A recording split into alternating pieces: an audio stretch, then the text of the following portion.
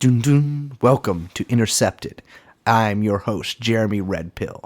And I have with me as a guest, stupid fucking Liz Franzak. No. Luz Franzak. Look, I'm doing a funny name for you, too. I fucking love you. Oh, praise. Yeah. Wouldn't that be crazy if I was like, I meant that? If I was like, that'd be fucking crazy. If I was like, I love you. That would be crazy. Yeah. Well, unfortunately, fantasy's over, honey. No, we got an episode to do. No. Oh, we doing it? I thought I was just... You thought we were just hanging out? Yeah. I got the Zoom... So here's what I'm doing, fellas. Because I have been made, like many of you out there in Radioland, to sign quite a few NDAs in my time. Oh, boy. Well. So what I've been doing is I've been carrying 2 Zoom mics, one in each breast pocket of my extremely large denim shirt. And I basically just been going up to people and be like, hey... check out this like pun on Intercept writer's name I came up with. And so that's what I thought we were doing. Oh, okay. But I guess Yeah, not. you're doing Man on the Street. Well, this in fact is women in Young Chomsky's apartment. But yeah, okay. I was going to try to start talking again quickly so you couldn't get that in there. Young Chomsky, please edit you saying that out. Jeffrey Epstein. Jeffrey Epstein.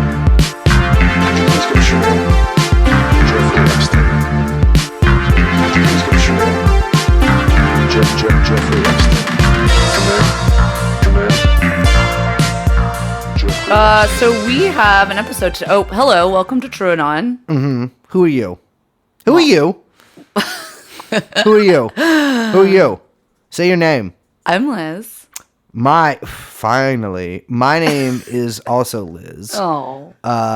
Liz Belden. Liz Belden. It's very weird sounding. I've been saying it a bunch, like, and writing it on Liz Belden. Liz Belden. Yeah. You're putting it in cursive with a little heart around the eye. Yeah. I'm just like, how would it diary. sound? Like Liz Belden. Okay. My name is Brace Belden. And we are joined, of course, by our just absolutely just hairy. He's like, I mean, God, I don't like, where in the Mediterranean is this guy from? Young Chomsky, who's not even our producer anymore. He outsourced it. He literally just sits and looks at his phone while we record. The lines are going straight to Korea on broadband. But he's still technically our producer. What's the freelance hire app? Fiverr? Yeah. Yes, we got Fiverr. Well, I've been telling people. So we actually do. So a lot of people have noticed that someone got the TrueAnon account suspended for a little bit because they didn't see that I was constantly faving certain gender selfies. And there was like a break in that. It's usually pretty uninterrupted. But that's because I pay this company in Egypt. Called Farouche Zatar. It's a first name, and then it's also a name of a spice. Farouche Zatar, they do social for us. So they do our Instagram, which is subscribers only. It's just Liz. They do. Don't tell people that. It's just pictures of Liz. No, you don't do it. Farouche Zatar does. So we got Farouche Zatar doing Instagram. We got the Twitter. We have a Facebook group that is for the under 18s. He's got us on Gab. Yeah, we're on Gab. Oh yeah. We're also on some of the other ones like Mastodon. What's that other one? Elo. We're on Elo. What was the one? Wait, was Elo? Elo is, I guarantee whatever you're about to say, it was Elo. That was the one that's like, this is for artsy people. No. What was the one? Clout. I don't even heard of that one. It was like a LinkedIn for... Oh, was it with a K? Oh, that might be a Kardashian It was thing. like some...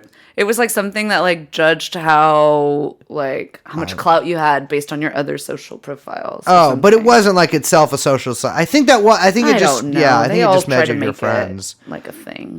We are also, of course, on several message board drug forums. Something awful. Yeah, no, we're not. I didn't even know what that was until like 3 years ago. Bodybuilding.com. In fact, a member of our podcast is on bodybuilding.com who shall remain nameless. It's me. It is me.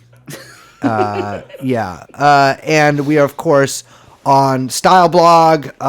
We're on Women's Style Blog. And TikTok. Women's Style Blog UK. And yes, unfortunately, we're banned from TikTok. For what video? They don't like it when an obviously 30-year-old man faves selfies on there, apparently. So it's, yeah. Okay. This has been fun. But we got a long episode today. Yeah, we do. I'm sorry. I shouldn't. I've been taking up all the time with it was fun. Talking about our... I thought it was very cute. People like the bits. Oh, you thought the bits were cute. Oh, okay. Cool. No, just... Well, we've got a real interview today. I don't know. I had a lot of fun. We got to rip it and a rockin'. We have our second ever in-studio guest. Yes, second ever... Lee Fang. Uh-huh. We're talking Bloomberg. We're taking the black pill. We're going full Bloomberg from here on out. Lee opens up the jaw of our listeners' audiences, even though I'm talking to you and this hasn't happened yet. This is what he's about to do, and just drops in the bloom pill. Yeah, definitely. I am definitely Bloompilled. Yeah, 100%.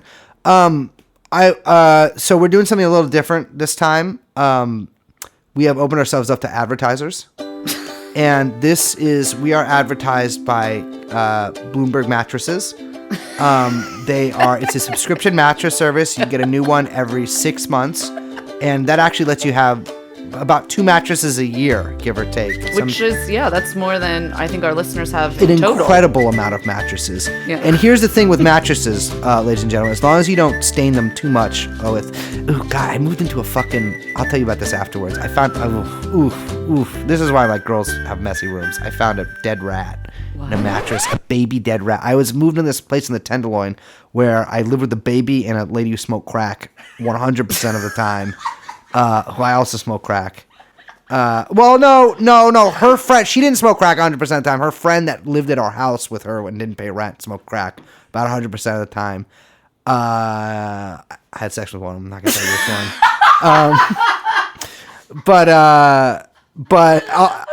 Fuck yeah, I got another fucked up story about that house. Oh my too. God, please. But anyways, this I moved all my shit in while the other roommate was moving their shit out, the person whose room I was taking.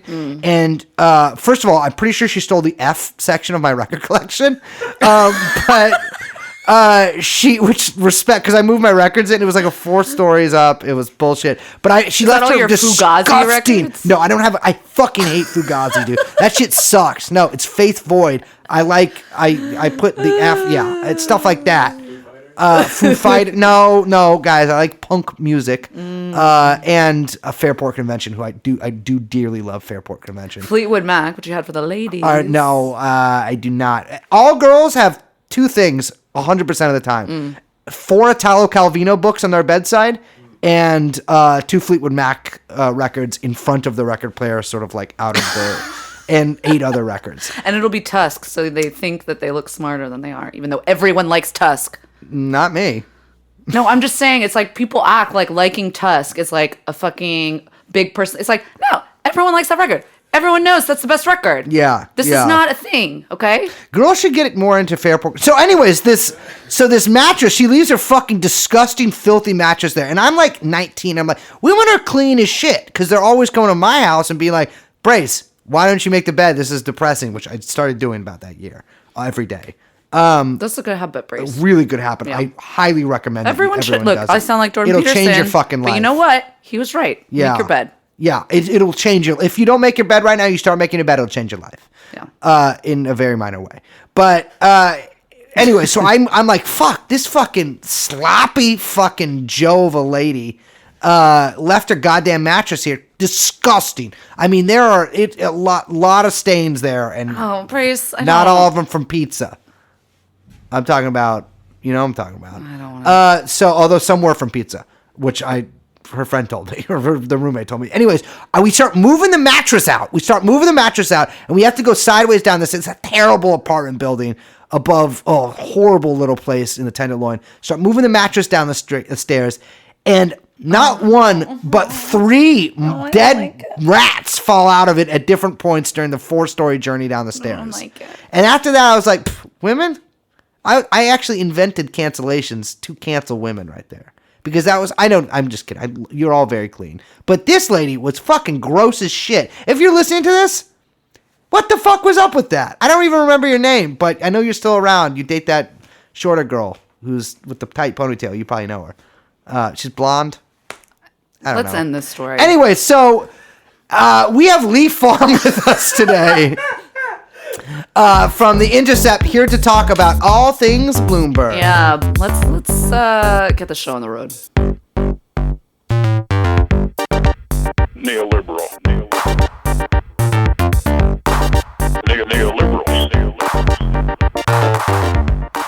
Gotta get in the zone. Exhale, inhale.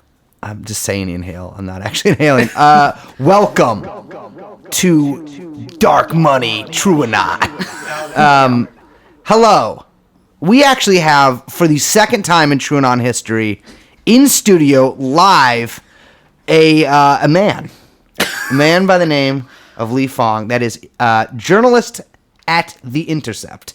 How you doing, Lee? Great. I really fucked that up. I thought I was going to do it good, but no, didn't get any help from Liz either.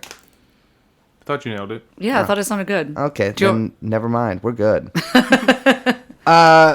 Liz, why is Lee joining us? Lee's joining us because we're talking Bloomberg. Mm-hmm.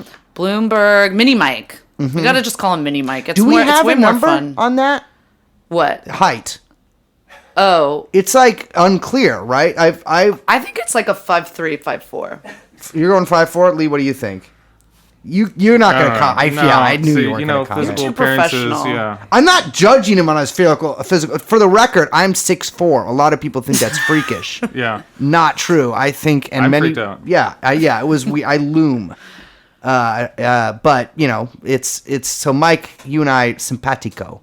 But we are talking about a rich motherfucker, right? Yes, Bloomberg. The reason we wanted Lee to come on because he's done so much great reporting at The Intercept for years about not just Bloomberg's influence in the Democratic Party and elsewhere, but also just the way dark money moves in different political circles, arenas, he seems like the perfect person to have on. So thank you so much for coming. I'm a fan of the pod. Thanks for having me. Cool. Good. Yeah, love we love it. to hear that. So who is Mike Bloomberg? Am I supposed to answer? I feel you should should- no, answer you that. go ahead. No, All we'll right, hear- Mike hear you. Bloomberg is the Mini former Mike. 3-time mayor of New York City. I can't say he's reptilian, even though I'm Jewish, because it sounds a little weird. But he is animalistic in some way. He is. You get a bad vibe from him. I shouldn't go too heavy into the vibe stuff because I get a little mystical. But I do not like Michael Bloomberg. He was famously presided over a like incredibly totalitarian surveillance system on his city's Muslim population, and of course, as I'm sure you've heard in the news, presided over the Stop and Frisk program. Lee, can you tell us about Stop and Frisk for a second? Well, it's a program started in the 90s. You know, there was a tough on crime craze. Rudy Giuliani is mayor.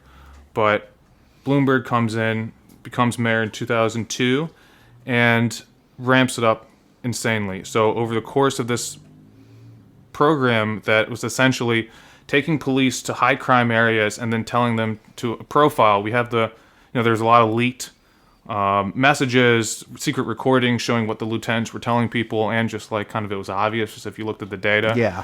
Something like 5 million young men, 90% black and Jesus Latino, Christ. who were being profiled. They were seen in these neighborhoods, thrown up against a wall, frisked for weapons, and in a lot of cases this was just clearly humiliating. They had obviously their rights violated. And the data also shows that it wasn't very effective. Maybe 1 or 2% of those folks had weapons, but the vast majority didn't.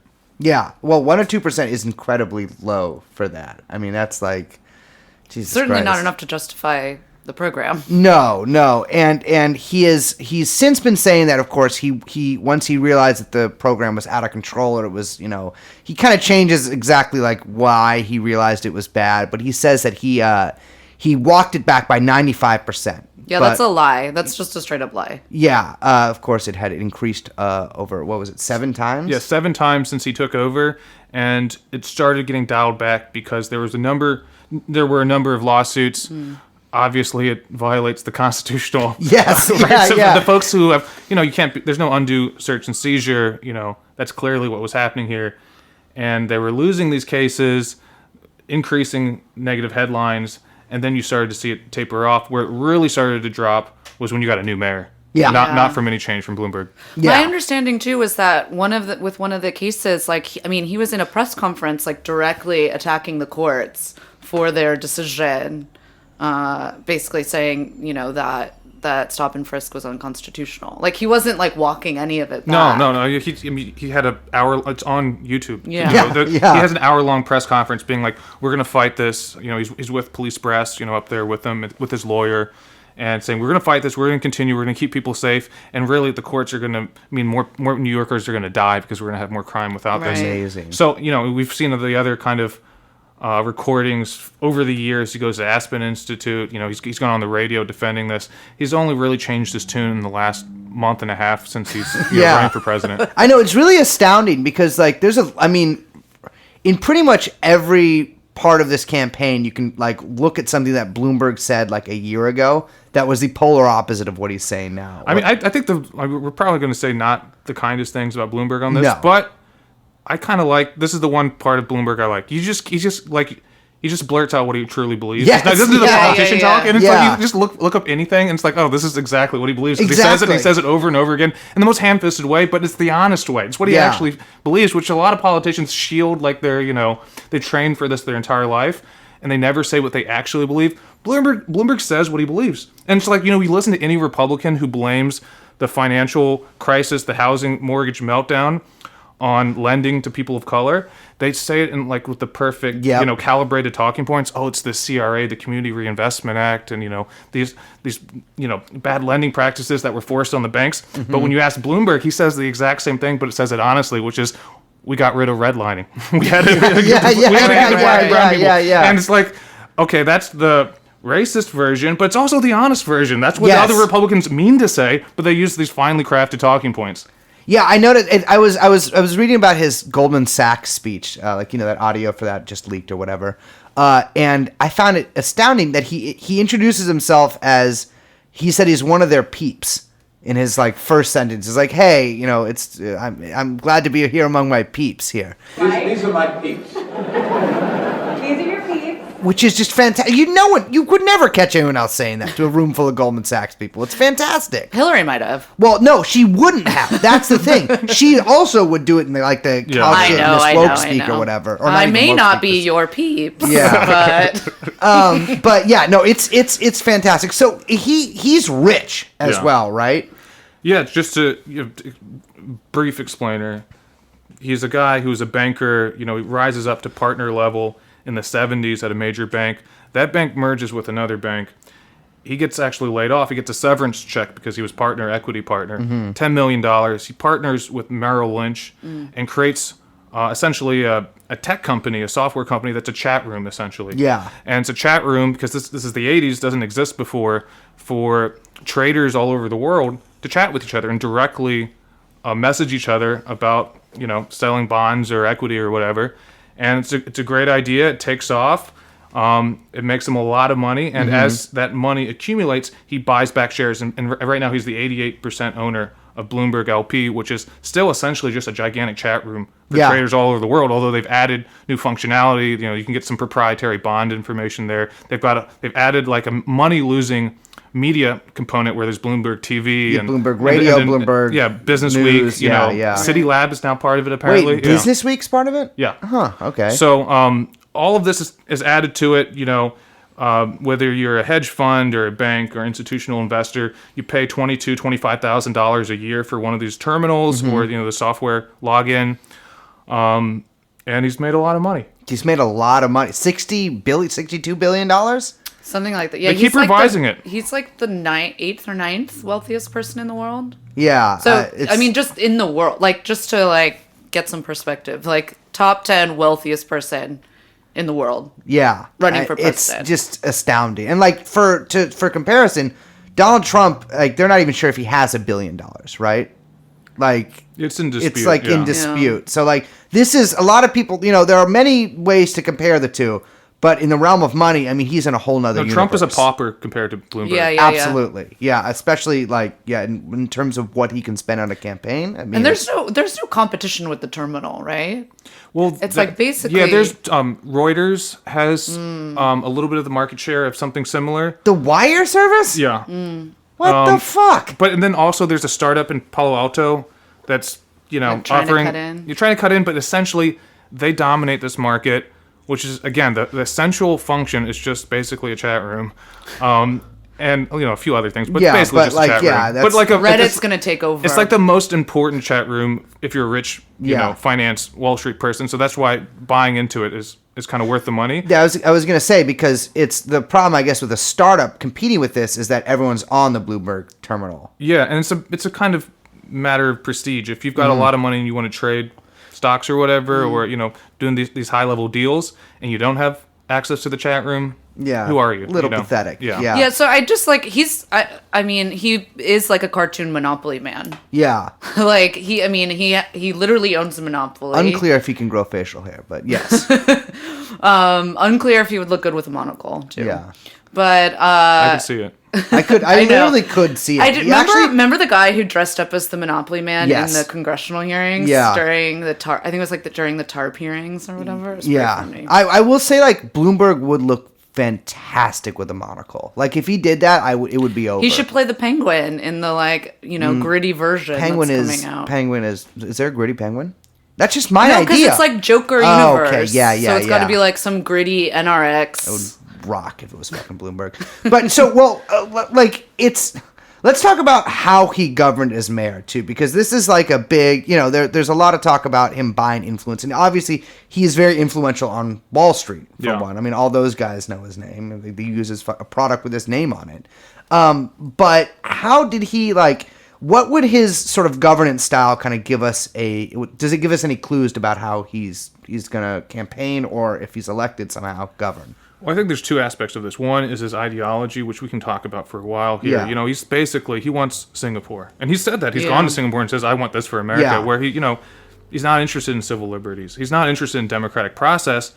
He is interested in well-functioning infrastructure with, quick decisions, a powerful executive, public health, for what it's worth. Singapore does have good standards on public health, but then also, a crackdown on media, violating people's civil liberties in terms of keeping people safe, quote unquote.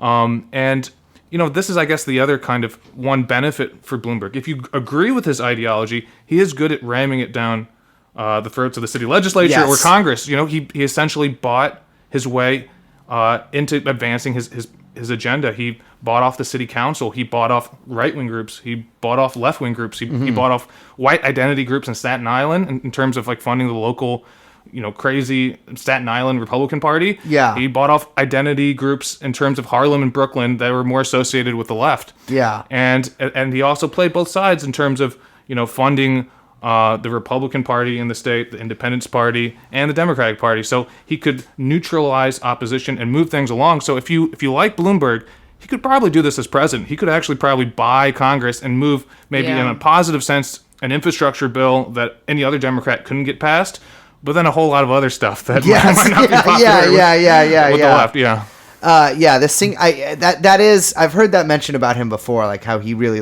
upholds Singapore as this model, and I've never been to Singapore. It's a giant mall. Yeah.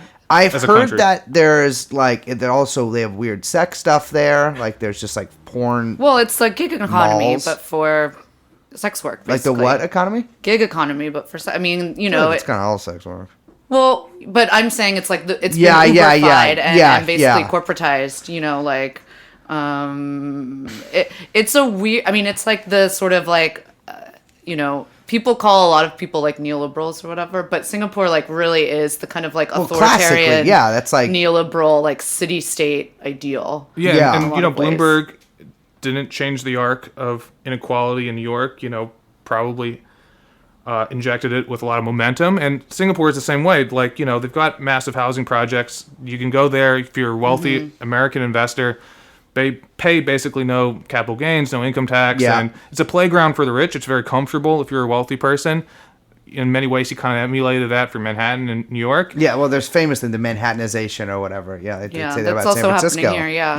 Yeah, I would say too that like it's also it's not just like national bourgeois. I mean, it's like an international like bourgeois playground in a Yeah. way, Yeah. and like that's also really key to like Singapore, I think, in that it's become a kind of like hub. It's cosmopolitan, you know. Exactly. Folks but come like in and but for the rich, it's like with no national like boundaries, basically. right, and no free speech rights. Like you Yep. get, you Well, get, yeah, you get of arrested course. if you criticize folks on YouTube. Yep. You know, it's the same Yeah. political party that founded There was that Singapore like, teenager. it's never lost an election. Basically, they've always held the presidency, and yeah, they arrest teenagers for like talking. What were they talking about? It was like the kid. It was wasn't even like politics per se, right? it was like kind of political, but it was just like a teenager being like funny. I think. Yeah. I think it was like a comedy. Being thing. rude. you Yeah, know? yeah. He was being rude, which is respect. You're Yeah. a teenager. Please be rude. Send them to Gitmo. Yeah, exactly. I mean, basically, Bloomberg is like the accelerationist cyberpunk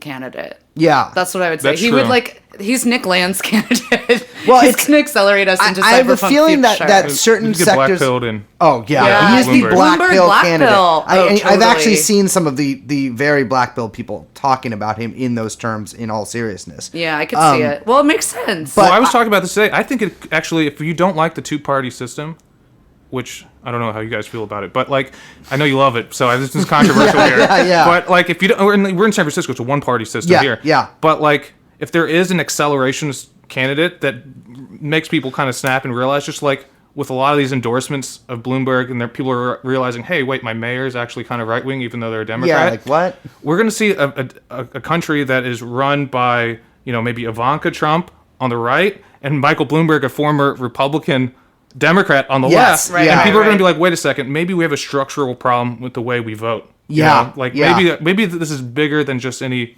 episodic candidate. Yeah. And so maybe that's the one case for Bloomberg. Exactly. Yeah. Yeah, I mean there is. no, like, I do think yeah. there is I mean, I'm not going to say, I'm not an accelerationist.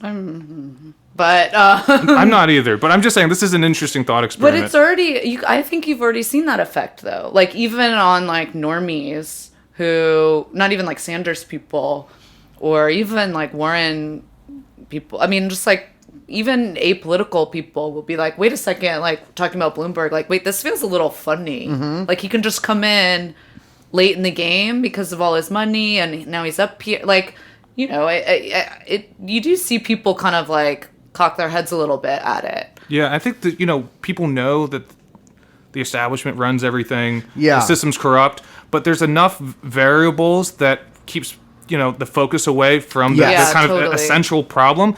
So with Bloomberg, there's no variables. It's just one dude buying everything. So it becomes crystal clear. Yeah. It's a clarifying moment. Yeah, and like to be clear, like I mean, there's a lot of talk about him buying a lot of things right now. A lot of endorsements, support, etc. Obviously, ads and things like that. Volunteers, paid canvassers, etc. But he was doing that when he was running for mayor in New York too.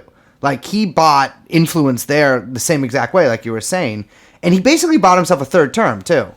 Yeah, if you just look at every Bloomberg election, each time is just insane. Yeah. And like even his quasi run for president in 2008, which we can maybe get into, but Yes. like in 2001, Giuliani was kind of hated. He got the 9/11 boost, but Republicans weren't very popular in the city.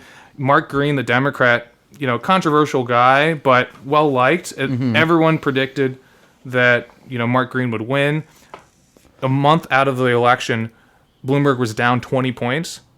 And, I was just interviewing Mark Green the other day, for one of these stories. And he was saying, everyone outside the campaigns was saying we were going to win. But his pollsters were saying we're fucked because Bloomberg was spending so much money, over $1 million a day, that he Jesus. ticked up in his, And approval what year was rating. that? This in 2001. That's yeah. Every day. And so that 20% gap went 19, 18, 17, Yeah. day by day. I mean, I was looking. Someone had posted pictures of like a Bloomberg rally in I think South Carolina, and it was just this like really fantastic display of like pork and all this like really good looking spread of food, like Yeah. way better. I've been to a lot I of saw campaign that. events. Yeah. Usually, I'll tell you what, Bernie, the campaign events in Nevada, not the best sandwiches. I'll say that. Although they were honest.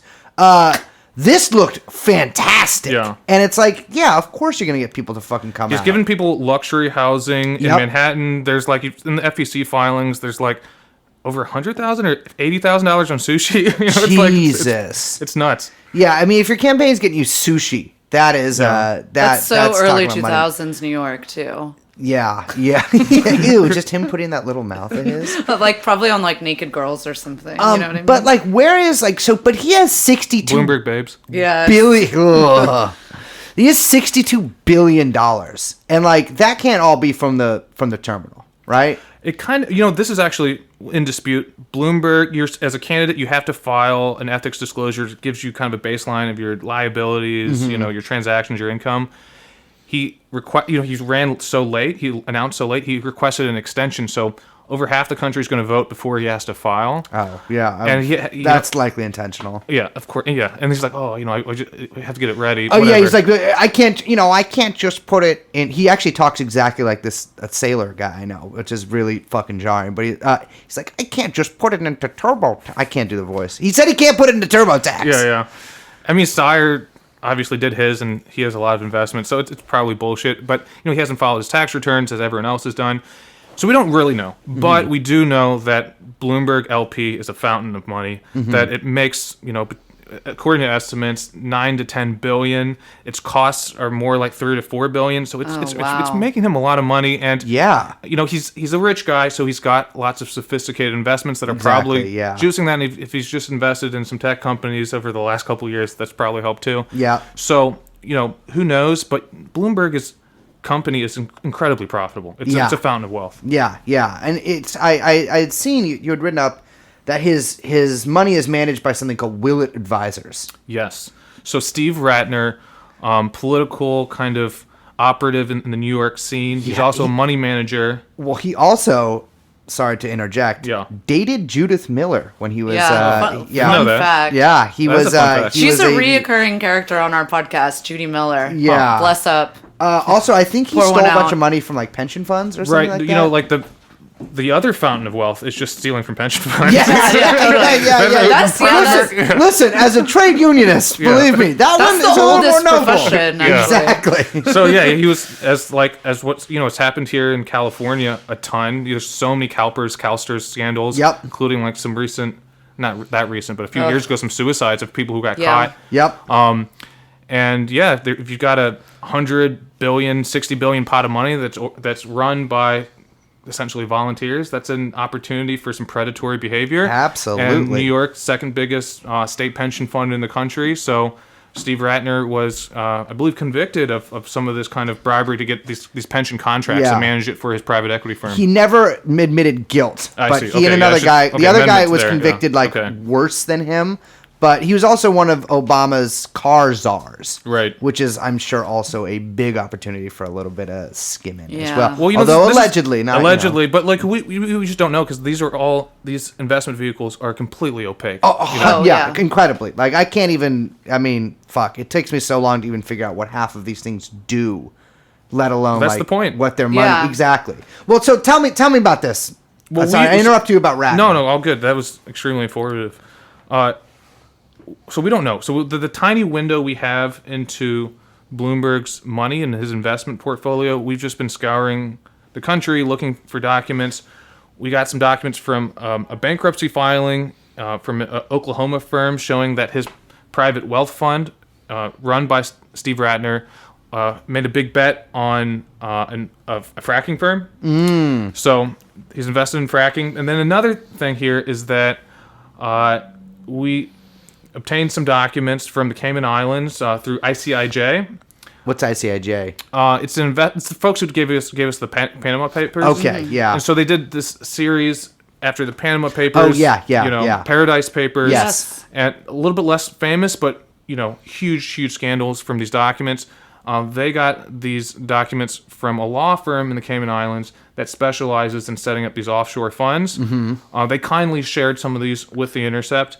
And the documents from a private equity firm called Sycamore Partners shows that Bloomberg, along with some pension funds, were major investors in Sycamore. And Sycamore is a private equity firm that specializes in leveraged buyouts of retail. They've done this with over a dozen retail firms, buying out companies like Hot Topic, Yes. like Staples, and then, doing a range of strategies with Hot Topic. They split it into two companies and let kind of one deflate and the other. What was the one that deflated? I was think that Torrid? Torrid is going sky high. Yeah, because What? the plus market is huge. I mean, Wow. But the there's goth a lot of market is opportunity. still... in Goth is plus. back, though. This is outrageous. Well, if Sycamore Partners, if you're listening. Yeah, you gotta listen. Call me back.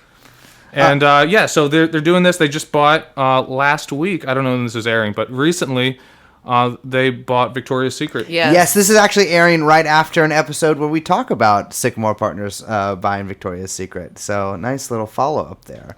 They'll probably do the same, actually, is like split it up and like have the different divisions and see which one kind of peters out. Yeah, because I think of like Victoria's Secret. There's like 3 divisions to Victoria's Secret, I think, and they were actually in the sort of reporting on that, talking about how even before the sale they were planning on splitting it off into a few different sections. Yeah. So, well, it's a way to get out of a bunch of like messy commercial real estate buys, basically. Yeah, too. Because all of commercial real estate is like not doing so great right now.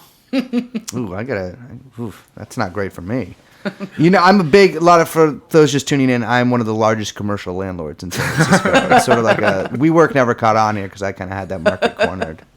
And so he is invested in a lot of different things then. I mean, that's just like a teeny glimpse. Yeah, this is like we're doing what we can. We found, some other investments in bank in London, this big insurance company, holding company in the Caribbean that does a lot of life insurance policies here in the U.S.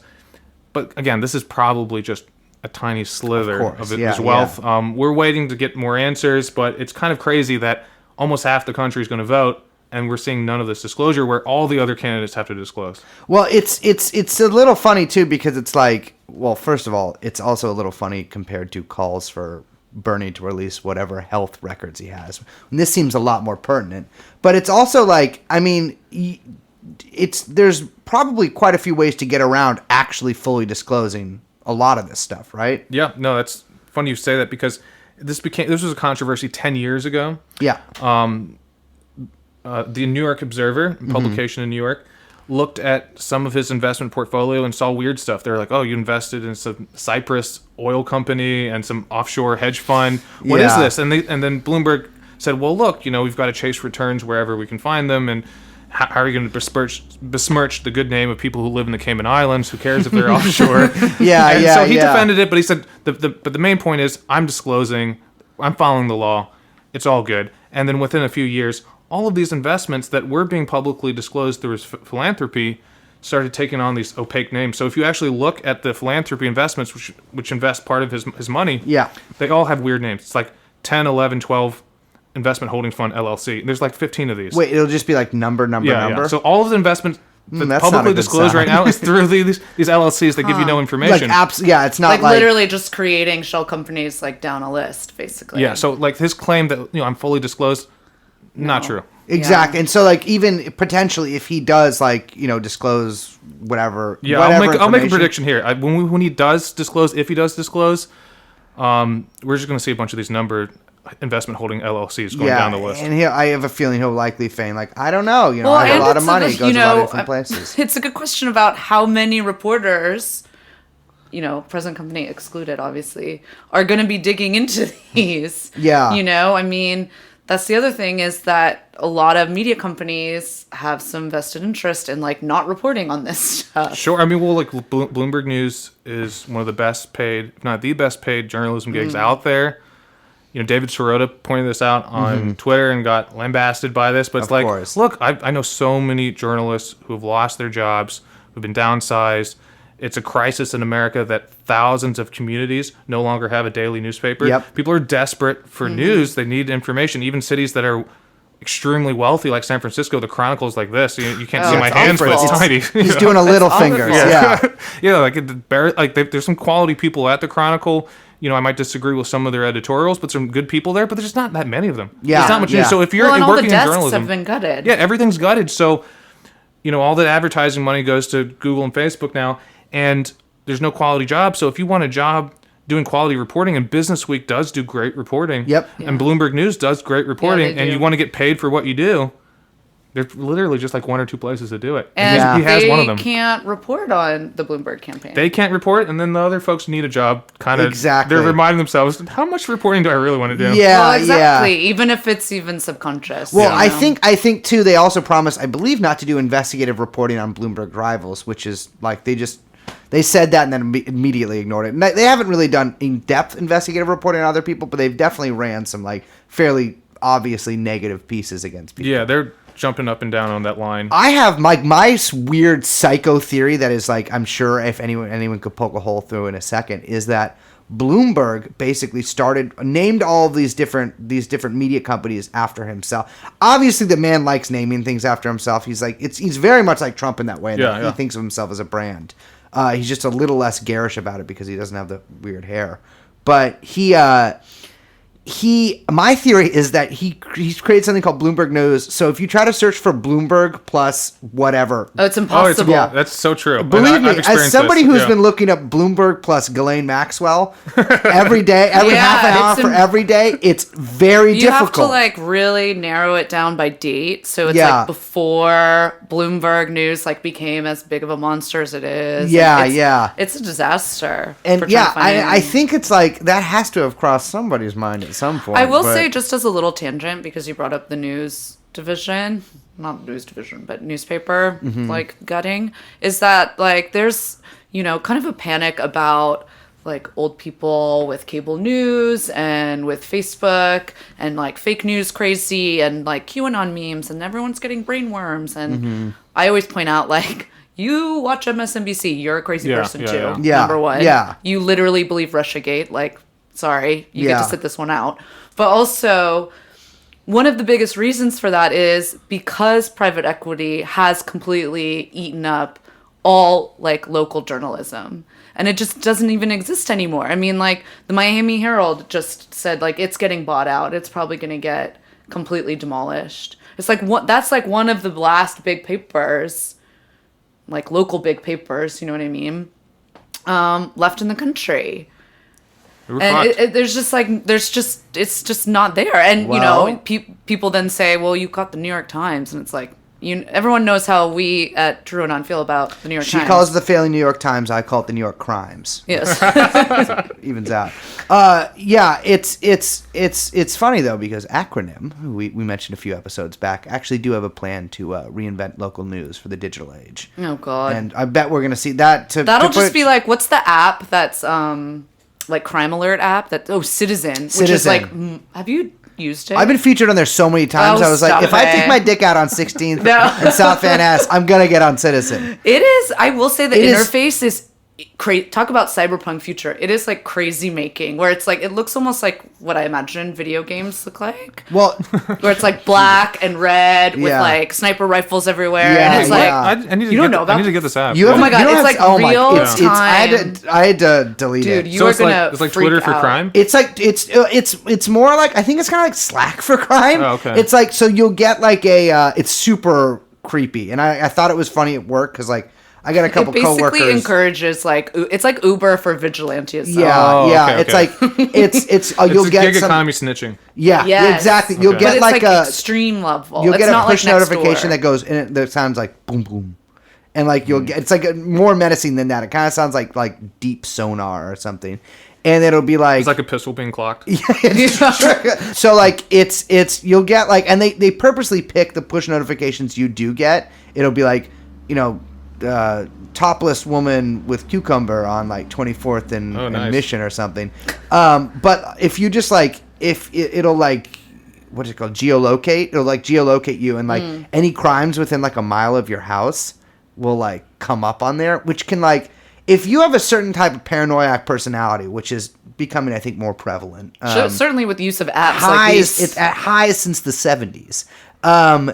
This would drive you insane because it makes it look. If you look at you can look at a little map too, and it has like a little circle for every crime you can click on and see what crime it was. Huh. And like some of these, I mean, they won't delete for like a month. But So it'll be also like, there was a it's- stabbing here like 2 months ago. But it's not based on like a police transmitter. It's literally yeah, all it's user people reported. User reported, Wow. yeah. So- it sounds like it's impossible to abuse. Yeah, exactly. Yeah, totally. Yeah. And so, but like, you can I have watched people beating people with fucking sticks on there while someone filmed and live Uploaded. commentary and everyone talked in the chat room. Oh, that's the other thing is that people can chat, like, and they can comment. Yeah. So it'll be like, fatal it's like Twitch. It's stabbing. like Twitch a lot. Or like a Bloomberg terminal. More like a Bloomberg Yes. terminal.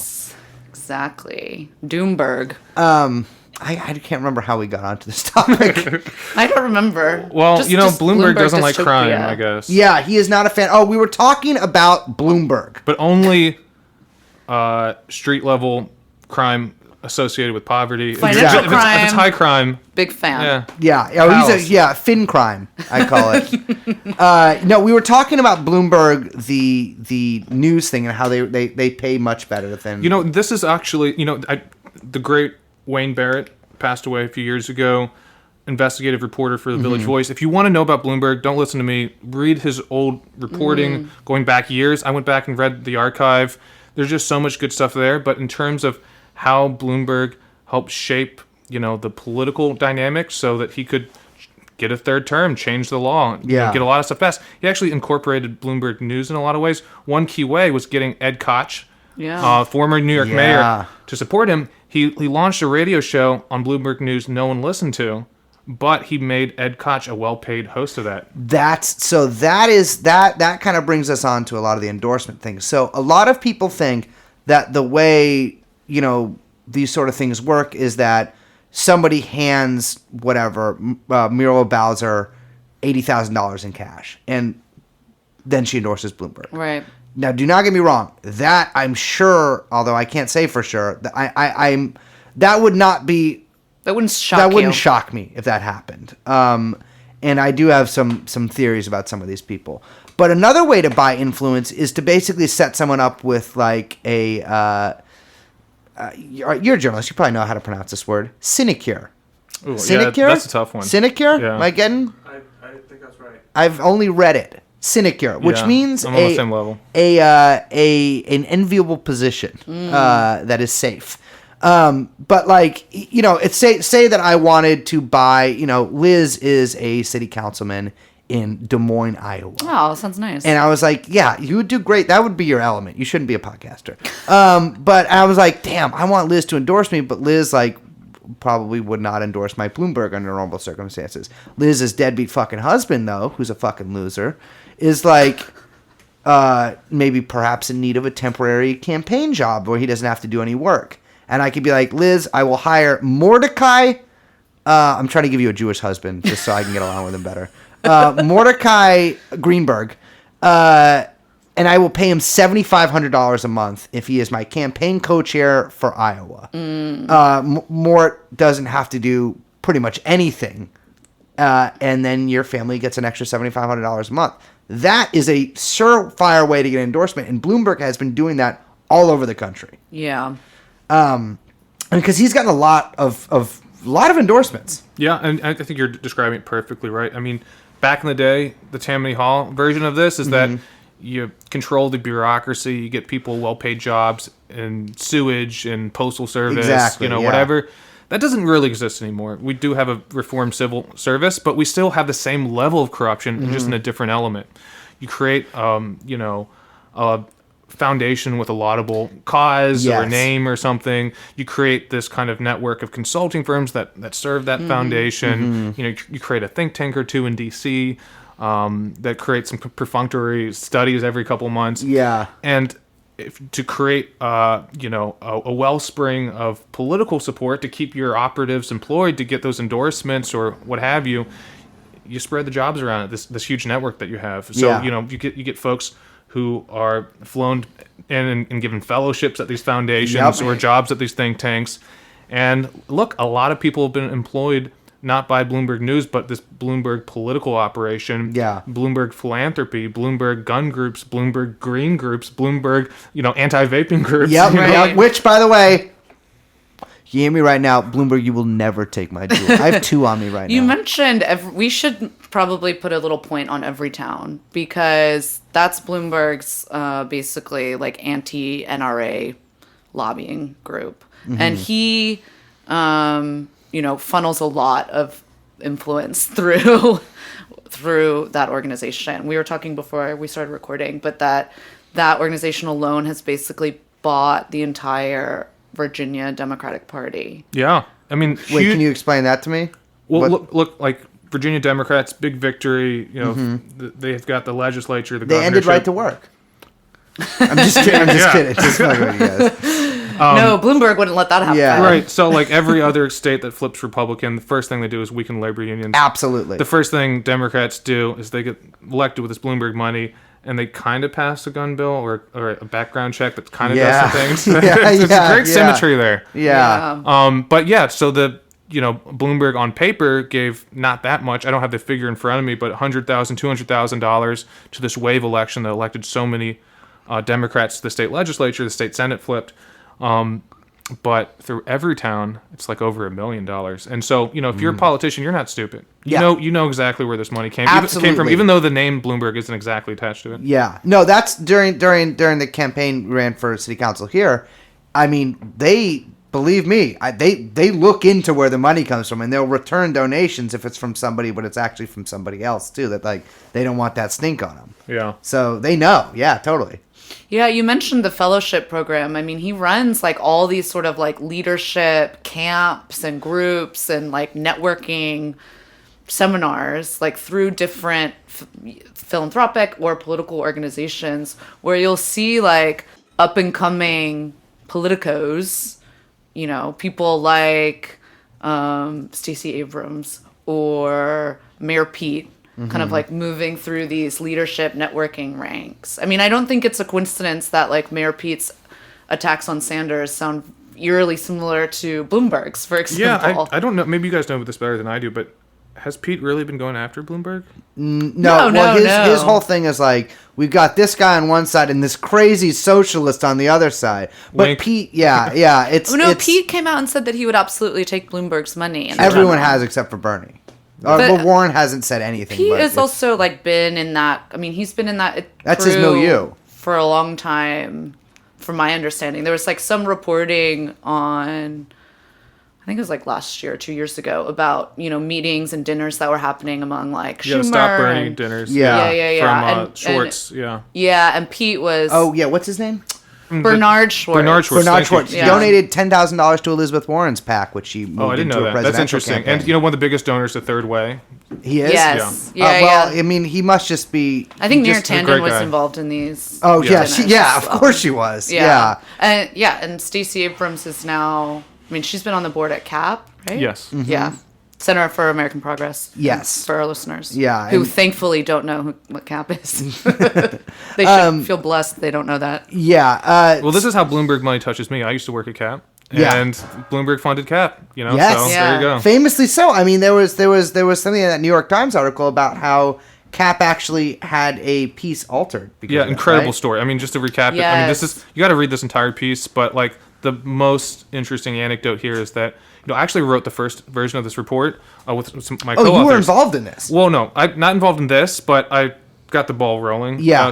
We wrote this along with some colleagues, a report on Islamophobia, how it's spreading, the big money behind it, how there's kind of an effort to get Americans to hate Muslims. Yeah.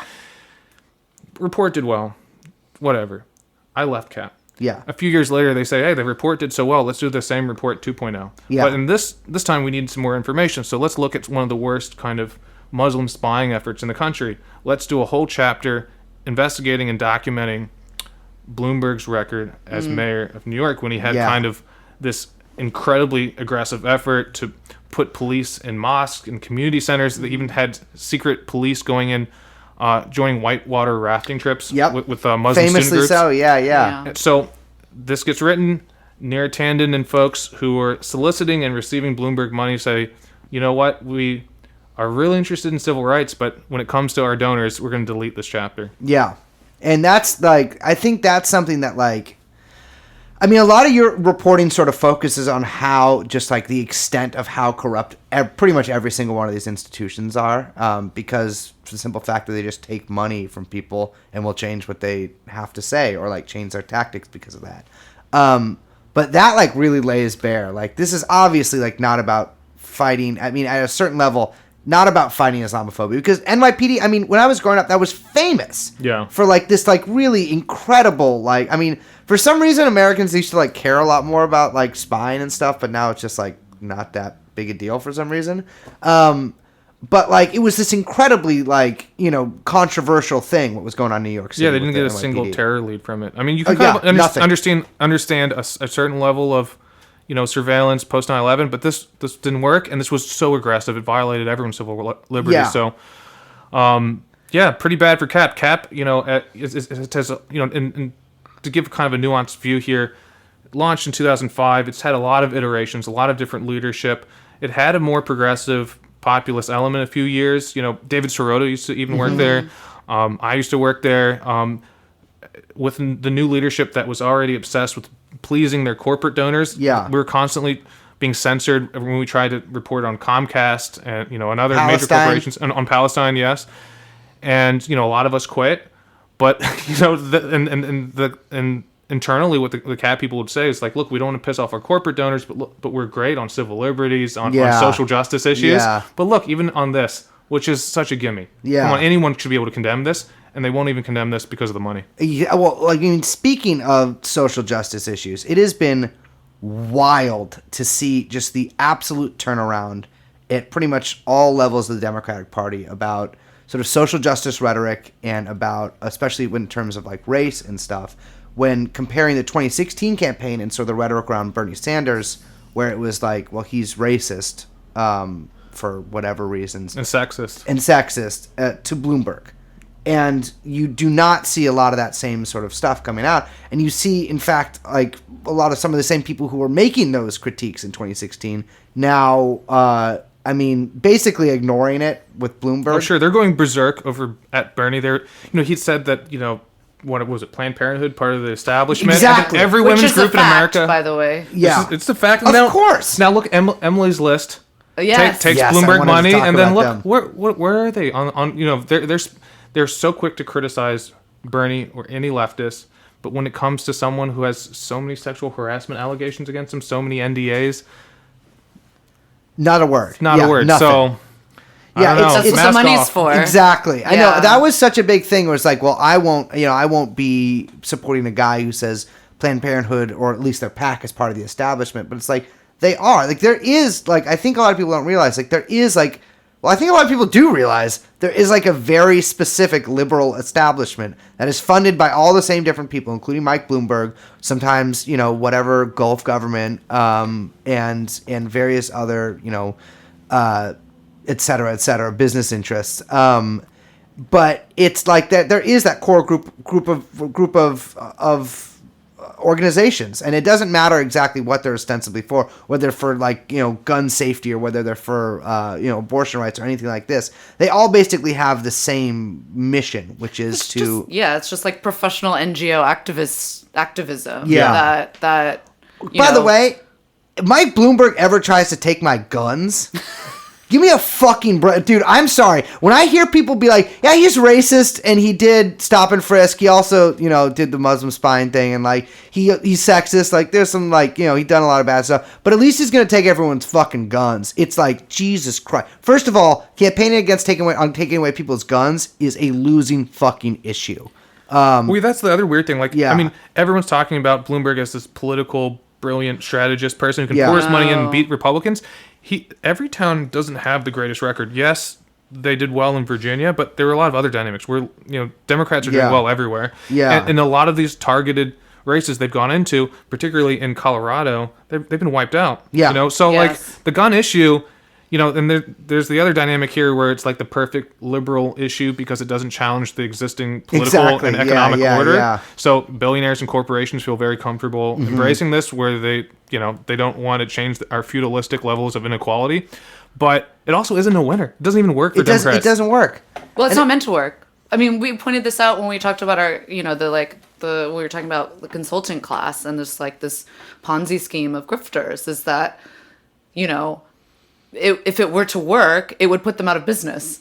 Yeah. So it's like, you know, and I, you know, whatever, I get shit for this, but this is one of my biggest gripes with fucking Planned Parenthood or you know, these other organizations. It's like, why are they campaigning so hard against Medicare for all? Yeah, Well, yeah. codifying abortion rights would gut the clinic system and Planned Parenthood's business, which Yeah. is paying the salaries, and they've got their entire donor circuit.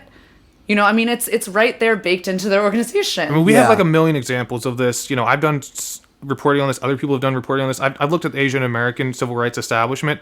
They all talk about voting rights and, lifting us up and whatever. Yeah. But it's bullshit. Like they Yes. take money from Walmart and then they write letters to city councils to open more Walmarts. They take money from Southwest. Wait, and then, really? Yes, and like they took money from Comcast and Fantastic. AT&T and helped secretly lobby against net neutrality. They're Love basically a fucking sham. Yeah. They do some perfunctory good deeds, but like at the end of the day, they're just like a way to launder corporate money with an Those good identity. deeds are Yes. basically a way. It's like a fig leaf. And look, you want to talk about civil rights? Look at this country. Look at the inequality. Look at the homelessness problem. Yeah. Look at how we have a shrinking middle class, rising poverty. Our country is doing very well on paper. GDP is going up, but our living standards aren't. Yeah, no. well, life you know what else expectancy's is going gotten up is smaller. suicide rates. Yeah, life Yeah. expectancy is going down. It's a little weird to look at that bar graph. Yep. But Right. at the end of the day, is that a civil rights issue? How come all these civil rights groups that are corporate funded sitting on their hands and they don't do anything about this problem? Well, that's the thing is like they'll talk about whatever issue under the sun, except for the fact that some people are getting richer and most people are not or are getting poor. Yes. Which Yeah, is that's- you But know, This we could talk about this all the time, but like it's always like it's clouded, it's not clear, it's always lots of these different corporations. With Bloomberg, it's all obvious. exactly it's Yeah, all yeah. out there in Like the you keep open. saying, mask off. Yeah, I know it's fantastic, and I think we should get to this because I think it's like I don't think that we even like I've been looking at this since basically his campaign started, and like I don't think I get how crazy it is what he's doing and basically his project in this campaign.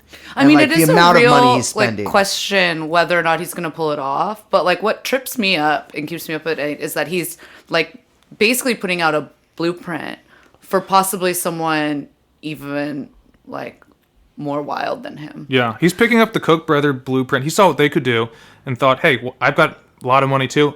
I can do this as well. And look, he's already won because this is an anti-Obama civil rights, Yeah. like shredding, civil liberties shredding Republican billionaire who should be at like -5% and is, Yeah. is like in Right, the top right, 3 or right. 4. This is Exactly. crazy. Yeah. But it's like Yeah, but like even what he's saying about, I mean, when I realized that like he could put a campaign office in every single county and give them $1 million budget and it wouldn't touch a single, like barely a percentage of his wealth, is like really like fucks with your brain. And I think, okay, I don't know, maybe they will pull out all the stops against Sanders. I kind of don't think they will for a lot of reasons that we don't need to get into here. But I do think of like someone who actually is insane. I mean, I think he's, okay, someone who scares me more than Bloomberg, and Bloomberg does scare me, is like someone like Bezos, who could take this kind of playbook, but by appealing to a very different and probably wider set of way people, wider set of people. just because of his own whatever mythic quality he's like created for him. So Well, with Bezos too, is like the Bloomberg terminal. I've never used a Bloomberg terminal. I don't think. yeah, that's such you an have. interesting point about him as like as a billionaire. Is that, I get 20, 30 Amazon packages a day. I mean, I just buy stuff and throw it away so I can buy more stuff. I like getting packages. It is nice. no, yeah. but it is like a different connection. I don't know. I'm like very scared of Jeff Bezos as like a looming figure in our political horizon. Well, But- forget Bloomberg News. He owns the fucking Washington Post. I mean, I remember like it's sort No, of you can't talk about that because that makes you a Trump supporter. exactly right after I know Bernie got. It's like Jesus Christ. Like of course, Not just Bernie. I mean, just I- regular people like me. I know, but like but Bernie got a lot of shit for Yeah. talking about that, and it's just funny when the Russia stuff came out. I was like, oh, who told you that? The Washington Post, like I thought that was good because that's one thing the Trump sort of fan base or whatever. I don't know what to call them. Trump like hardcore, His the cadre base. of Trump voters. Yeah. That their whole like anti-journalist, no disrespect, you're cool. By the way, journalists, if you listen to this and you don't, you're cool. That's fine. We got a truce. I will say though, you got to forgive me for this saying their anti-journalist thing pretty good. When they were yelling at CNN people, I liked it. And I mean, think there's a lot of lying media out there. there's a lot of lying news Thank media you. out there. The lying fake news There media. is a lot of lying fake news media out there, and it's like, yeah, but like if Bloomberg. Speaking of Judy Miller. Okay, yeah, exactly. Bloomberg, writes for whatever, he has his people write about him in Bloomberg, and like you read about him something called Bloomberg. It's a little on the nose. Some people might be like, yeah, that's bad. Bezos, I mean, fuck, I took them to they really had to like twist. I forget what it was. It was Uber or one of those corporations that they were basically like not disclosing. Bezos, it might have just even been Amazon. They like weren't disclosing a lot of articles that like Bezos had financial ties to this company that they were reporting on. I mean, it's gonna get way crazier. But back to the campaign, because I don't want to get too much. I know tangential we're going all here. over the place, but that's how we like to do it. Yes. I will say, like, we should mention that like he's pledged to pay like up to like 500 or 1,000 staffers like through 500. the general election. Well, he says he's not going to give Bernie his money. I mean, that's the one caveat. Well, Bernie said he wouldn't take it. Well, I mean, Yeah, you I know. mean, good. We don't know chicken or the egg. No, I'm just kidding. There's Yeah. no way in hell Bernie would ever take his money. Of course. And it's just like that's Bloomberg's whole value add. Like, I'm going to give the Democratic Party money. So, Yeah. of course, he's going to say that right now. Of Yeah. course. Yeah. But I also think it's interesting because from what I understand, Trump has a massive war chest. Like there are estimates that the RNC and just Trump through all of his fundraising over the last 4 years, it's like close to $1 billion possibly that they're ready to spend on the general. Yeah. And also like, a lot of people for whatever reason like to forget this, but Trump ran a small donor campaign, in 2016, also a lean campaign. He didn't spend a lot of money, but he was, there was like a majority of donations, especially in the primary, were like less than $200. Like, so there's a massive amount of people that he can keep going back to. Yeah, in the he's same way that outraised Obama at the same point in Obama's first term. So Trump has. Yeah, Trump has. So he's Yeah. done very well. Yeah. Yeah. And that's not just He's- counting the random Republican billionaires and the corporations that if it is Bernie, Right. we're going to see a massive it's change. gonna be it's incredible. It's over. It's gonna be incredible. That's really like. All the CEOs are going to be like, no, we don't like him. We don't endorse him. don't change horses But then in the middle of you're the gonna stream. You're going to see Yeah. suddenly, Americans for, peace and liberty and happiness pop up. Mm-hmm. It's going to be, fucking every corporation dumping money into these dark money groups. Oh, I think Absolutely. you might even see a, non-endorsement from the New York Times. Yeah. Like, I would not be surprised. I would put money on a non-endorsement for the New York Times. But I do know that the Democrats and the DNC are like pretty broke comparatively. Yeah. Yeah, famously so. It's funny because you were hearing stories about how broke they were in 2016, and that apparently their Well, Hillary had fortunes like a have- very strange deal with them, remember? Like she was basically like, I think it's rude to look at women's money like that. no, but it was like, I think it was in the Podesta emails that people were calling this information of the way that she was kind of like funneling money they would through her PAC to the Democrats. Oh, so yeah, or- they have so like Clinton's big pitch was like, Bernie's not doing anything for the state parties. Yeah. I'm giving money to the state parties. But what they're using this, this Supreme Court decision, which allowed this expanded thing called a joint fundraising Yes, committee, which yes. allows, $250,000 contributions, but they have to be shared with a bunch of state parties or, other PACs, joint fundraising. But then they're just sending the money back to the DNC. amazing. Right. Amazing. So, like, if you're Mississippi Democratic Party, you might need that money to elect some non-Trump supporters or whatever.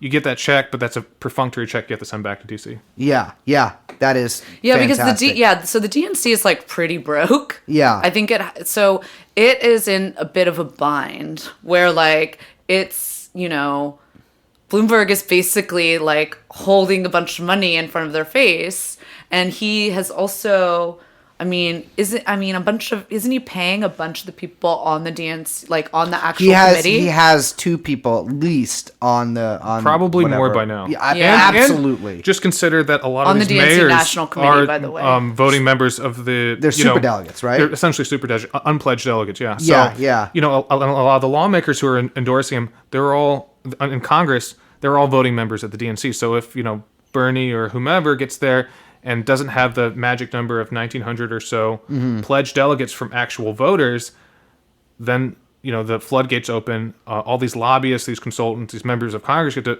vote and select the nominee. Yeah. Many of these folks are already being hired by Bloomberg or were elected by Bloomberg. Yeah, I mean, and Monopoly Man Moneybags is that basically really holding it right in front of their faces. Is his strategy is to basically flood the airwaves to it's like he's blotting out the sun or whatever. Like it's like he has so many ads on every single platform. I think it's like, I mean, someone I think who works at the LA Times, I can't remember what it was, like posted a picture of Matt the LA Pierce. Times. Yeah, LA Times front page, and it was every single ad space, including some spaces that I didn't think could be used for ads. You saw how with Bloomberg's face during the debate there were ads for Bloomberg during the debate. Yeah. Like they would be like cut to commercial, and it was a Bloomberg ad, and you're like, wait a second, how is this even allowed? What the fuck? Is this allowed? What the fuck? Is that allowed? Yeah. Well, it's because like a lot of these I mean, cable news, but local news in particular is, so, like we were saying earlier, so hard up for money. This Bloomberg shit is a godsend for them. Yeah, we just did a story on this. A lot of your local television stations, your 3 letters, CBS or whatever. My Fox. dad, former employee at Kron. Yeah, Kron. These are actually held by these holding companies, these conglomerates that no one's heard of, like Nexstar or whatever. Yeah. And they're publicly traded, so they have to do investor presentations. In the last quarterly earnings call, we went back and listened to all of them. Jesus. And it's like they're all sorry, but No, that's yeah, that's but like they're celebrating. They're popping the cork because they're like, Bloomberg money is great. Yeah. This is literally one guy is making our stock price go up. exactly. And like that's the thing is like it's again like you can't think of corruption as just like somebody's giving Brace, $800. Wink, this wouldn't be terrible if this happened, to maybe say nice things about Michael Bloomberg on a certain podcast, maybe not to mention some connections he's had in his, previous years of his life. It's like if this corporation, whatever cable news, they don't want to cut the tit off. I don't think that's how you make milk stop flowing. They don't want to kill the golden goose, is what I'm saying. And I don't think that the Democrats obviously don't either. I mean, it's Bloomberg is a it would godsend. put him out of business. What's up? It would put him out of business. Yeah, exactly. I mean, the DNC is not. I mean, it's a company basically. It's not. We would live in like just a crazy chaotic country. Like if you just go to Germany or Denmark, like every television station has dedicated time for candidates for public office to go speak. Equal time, right? Yeah, it's like and they have spending caps, they have public financing, they have sober policy-based debates. None of this exists. I mean, in the rest of Germany, I've been in Germany for 24 hours of my life. Nice. As a Jew, I feel a little uncomfortable in the country. I feel like possibly reparations shouldn't have just been to Israel, maybe for all of us, but I remember like the political ads that are like for what I'm talking about, Young Chomsky. But the political like advertisements for the campaigns there, because this was during election season that I went. They all were the exact same shape, and they just differed in who the candidate was and slightly in like the logo and stuff. And they're all basically put up next to each other. So it was like, I don't know what the laws are on there or anything, but it was like not like, it didn't seem, I mean, obviously there's with the internet, you can kind of do whatever, but like in terms of like this publicly presented stuff, it was like very different than here. Well, in the UK, they have a moratorium on reporting, like right before the election. I think it's, 48 hours? Yeah. 72 hours? They do have that weird law where you have to say something good about Israel every 48 minutes, but we also have that law, so it's not No, that. but I just, it's like that is such an Yeah. interesting, and, could you imagine the United States ever doing anything like that? No, that would never happen, where they'd said, no more, like, there can be no, like... A gag notice or whatever. What do they call it there? Yeah, but, like, I'm not, like, even just, like, the gag notice, I guess, but, like, at the end of the day, if we were in the Netherlands, Bloomberg couldn't just buy the left-wing party. He could, if he wanted to, start his own party. And then people would not vote for it, and we'd be done with this. You know? But like in this country, you can just buy the left party, and then you have no other option. Exactly, and like it's. I mean, I just like if he did somehow win not only the nomination but won the presidency. I mean, I think that would be. I don't think he would beat Trump. I don't think he definitely wouldn't beat Trump. I mean, I'm 50-50. I don't know. Yeah. Trump's beatable I mean, by a like lot a of lot of folks. stuff can Yeah. happen. Yeah. I mean, I nor will anyone I know vote for Michael Bloomberg. It doesn't really matter in California. Actually, I don't know. Yeah, I really don't know. I think like, you I don't know. see Either. a lot of. I have no idea. Yeah, I have me no either. idea. But I I have do no think you would see a lot of people who like, okay, like we said, if Sanders was the nominee, they would absolutely vote for Trump. But if it were Bloomberg, they would vote for Bloomberg over Trump. Do you know what I mean? Like, there would be a weird... I wonder if Bloomberg would run third party. But I think that would be worse for Trump. Well, he was planning on doing that in 2016. Well, you know, here's something fun to do on the internet. Bloomberg wanted to run for president in 2008. Yeah. And so he funded his own, like, draft Bloomberg campaign, and his finance friends helped put it together. Yeah. But like what they did was exactly like now. It's like there's all these meetup groups. There are all these Bloomberg blogs. There's all these like little Bloom blogs. Bloom blogs. Run Mike Run. Check this. Like go to Internet Archive and look these up. Yeah, it's like suddenly overnight there are all these groups, grassroots groups. Yeah. There are viral videos urging Bloomberg to get into the race. Remember the MC Hammer Ed Lee one? Yes. So the same sort of very thing there. similar. Yeah. And you know. It didn't work, but like at that time, then he got kind of frustrated apparently. Mm-hmm. And Kevin Sheekey, longtime political aide, many-time campaign manager, is campaign manager right now, just went on the news and said, "Look, if the Republican nominee or the Democratic nominee picks Bloomberg as the VP, $1 billion." Jesus. So like fuck. you know he wanted to run, but like he didn't even care the party. Yeah, he's just like wow, like because it doesn't really matter to him. But also mask off, it doesn't matter. It doesn't matter. He can go. I mean, also mask off. It should be telling that there's not that big. You know that's what I mean. You can mask pick off. either. Exactly. Bloomberg understands that we have like basically a one-party system. Yeah, Bloomberg understands a lot of things that a lot of so-called socialists do not. Yeah. But it's striking to see like what would happen because I think we got to wrap up kind of soon. Yeah. I could do this for like. Yeah, I'm having a fucking blast. I said kind of soon. But it's striking to like wonder. It's striking to wonder what the fuck kind of sentence is that. It's crazy to wonder. Like what he would govern like because if he's so blatant about just like we were saying earlier like if he wanted to pass an infrastructure bill he could pass it but like I think that would just basically permanently change the face of the American thing is that and you brought this up is that he could just say and you know Brace and I were talking about this a couple weeks ago when we kind of got like in Bloomberg black pill like zone of craziness where it's like he could literally go to both parties and say, okay, I'm going to handle your re-election campaign, so you don't even have to go fundraise. Yeah. All you have to do is one-man public financing. Yeah, and he's just like, all you have to do is get all of these bills that I want done passed. Yeah. And there would, I mean, he could neutralize opposition. Infrastructure bill, some things pass, everyone gets the Citizen app, you know, so... Right. I can see it happening, but like...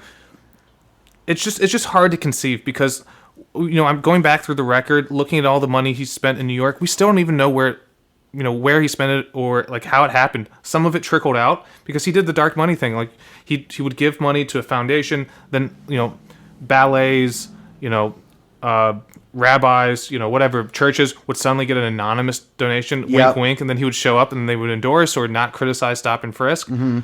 I mean, could you just imagine this on a national scale? No, I can't. It'd be psychotic. I mean, yeah, it would be in any conceivable thing you could think of. I mean, in order to neutralize Medicare for all in certain communities, he could build a free clinic there. I mean, he could do stuff that like... Well, it also like really scares me because when I think about like, you know, the machine politics in like basically in Chicago, LA, San Francisco...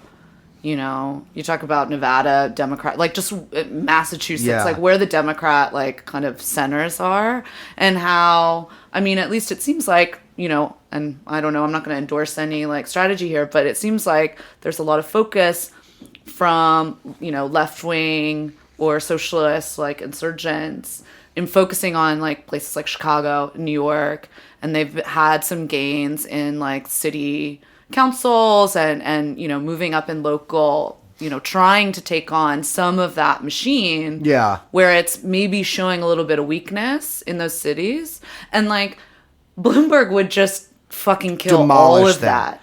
I mean, God, I mean, because that's what you talk about, you know, he likes Singapore. It's like, well, you're going to see that in San Francisco. You're going to see that in Manhattan. You're going to see that in Chicago. Yeah. You know? I look at France and it's like, you know, I feel bad for the austerity programs, but it's still not that bad because they still have like exponentially better benefits than we do. Like even with Macron's cuts, it's still like unimaginably good compared to what Americans have. So, you know, a little bit tempered, but could you imagine him just like slicing Social Security and Medicare and what that would do to this country? Like that it's hard to imagine, you know, even with Obama and Eric Cantor and John Boehner all agreeing and with lots of billionaire support, they couldn't get it done. But I think Bloomberg could get it done. I think Bloomberg we gotta thank Ted Cruz for saving Social Security. Yeah, that's like my favorite thing. Monica Lewinsky and Ted Cruz.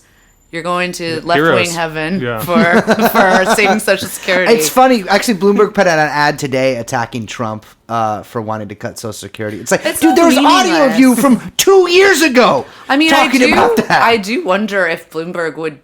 I mean, I don't think he's stupid enough. But to like pass some kind, well, no, I think he would cut Social Security, but for passing some kind of like balanced budget amendment or something. Sure. Yeah. Which is just like, that's the stuff that's like real black pill. Like, people are going to call me crazy, but if there was like anything close to like them passing a balanced budget, and I mean constitutional amendment, because, you know, they, you know, all those right-wing groups. Yeah. I mean, that's like their big. Yeah, they went national Prop 13 basically. And it would be done with like some kind of thing where it's like, okay, now we don't have certain guns and vapes. This is the grand bargain. Yes. Plus now we put a straitjacket. Yeah. And then no social spending. I literally would tell people to leave the country. Like, I'm not even kidding, because it would send this country into such a death spiral to not be able to do any deficit spending. Yeah. I mean, it would kill the country. Yeah. That plus the judges would kind of put a straitjacket on progressive reform for the next couple generations, but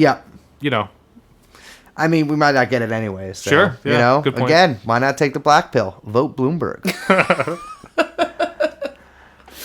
Well, we're at an hour and 6 minutes, so I think we gotta wrap up. Well, okay, yes, but did we cover everything? Did we cover Lee? You're the Bloomberg guy. We didn't talk about Calvin Butts. But fuck, we didn't talk about Calvin Butts. Can you mention Calvin Butts for us? All right, major preacher, I believe in Harlem, had promised Thompson, the Democrat running against Bloomberg for his third term, an endorsement. He backed away. What happened there? And he had said that he was going to criticize, or you know, he had been vocal about stop and frisk. Suddenly, he was silent. What changed? $1 million contribution from Bloomberg to Calvin Butts Development Corporation. So good. I know. We were talking earlier before the mic started rolling about some of the names involved in local scandals, with Shrimp Boy, Durf Butler, and London Breed being some of them. We have like our own kind of mini Bloomberg in, what's that motherfucker? The San Francisco Bloomberg guy. You know who I'm talking about. You know who I'm talking about. Ron Conway, baby. Oh, yeah. Early investor in Twitter. Exactly. You know, at a company that I worked for, which I will not disclose on the podcast, but Ron Conway came to speak at one of our all hands meetings. Really? Yeah, he was. I can't remember if he was on the VC board or not. That's so funny. And he's very similar to Bloomberg in that he's literally a Republican who runs a Democratic city. Yes. Like, I guess now he technically changed voter registration, but like his entire life he's been a Republican. We've had, though, our like kind of like run of all different. I mean, Larry Ellison kind of like ran a lot of the Bay Area for a long time, but he seems kind of like, and he's not as big in the mix, it seems like, anymore. Where like Conway selects who gets to be a supervisor and destroys people's careers. He will destroy your career out here, like political or regular career. Yeah. If you defy him out here. I mean, I've seen like firsthand how legitimately freaked out people get by him. My like weird sort of psycho theory is that the Salesforce guy, what's his fucking, I can never remember these guys' names. Benioff. I think Benioff, who unfollowed and follows me on Twitter so many times, by the way. My man is trying to get a little bit of younger women. So his Prop C stuff was good. His Prop C stuff was good, but I phone banked actually at the Salesforce Tower, which was very weird. It was like me and 40 homeless dudes eating very nice sandwiches, phone banking for $25 an hour. Great job, thank you, Mr. See, it's working on me. No, but my he was like criticizing the other billionaires. That was kind of interesting. Yes. I give him credit. He wanted to raise taxes even more. It seemed. But he did. However, But he makes more money than Twitter. However, he not only makes more money than Twitter, it would disproportionately, which is good with me, affect fintech stuff. Yeah, and I don't care about that. I don't no, care I about don't that at care. all. No, but no, you guys are missing the point here.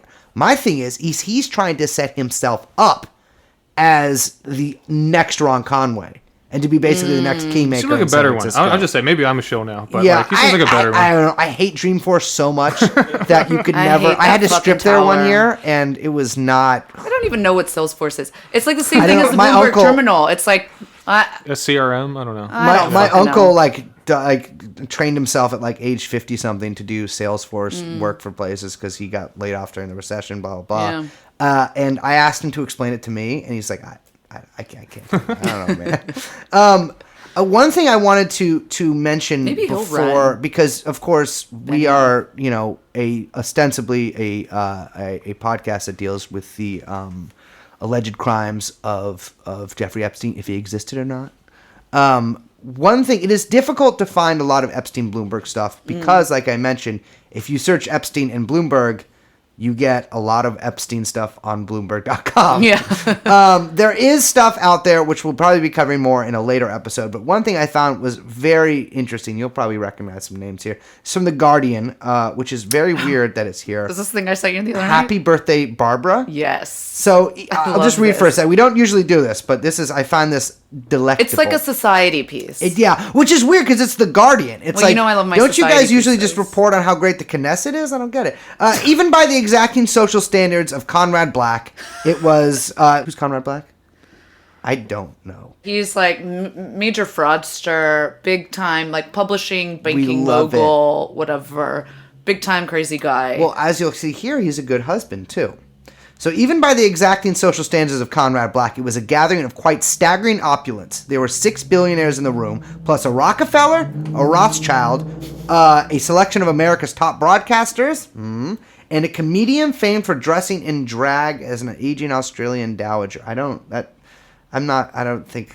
What? It's probably problematic now. Yeah. I don't know. I can't say that. Nanette? No. No, we might have to cut that part. Anyways, court documents in America have shed new light on an infamous surprise party, blah, blah. He did it for his fucking wife. Great. That's called being a simp right there. I would never spend a dime on anybody that's not me. But there are quite a few people mentioned in this. The richest man in the room was Michael Bloomberg, the financial information wizard turned mayor of New York, whose fortune is estimated by Forbes magazine at $5.5 billion. This is in 2007, so I guess he's It's a pretty big increase. $57 billion since then. All right. He broke bread at the same table as the private equity magnate Henry Kravis, who is worth $2.6 billion. Pathetic. Although both of them apparently only turned up for dessert. Which dessert, if that was food or people, we don't know. Elsewhere in the room was flamboyant property developer Donald Trump, Donald Laudner, philanthropist, blah, blah, blah, blah. We got Mark Zuckerman there. And so Mark Zuckerman is a person I actually wanted to mention earlier because he is very tied up with Steve Ratner. He and Steve Ratner actually, when Steve Ratner left like his main banking career and started, I think, a private equity firm called Quadrangle. He started name. with a horrible name. He started with Mort Zuckerman. Mort Zuckerman also has a little bit of a nose for deals. No, I didn't mean it like that. You did. And even You if no, I did. really didn't. And even if I did, I can.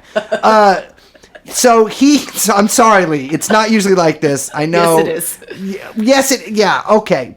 Let me just continue. Mort Zuckerman and Jeffrey Epstein went into business together to buy a little hot media property called Radar Magazine, and attempted, I think, to spend $25 million on buying it. They were business partners in that affair.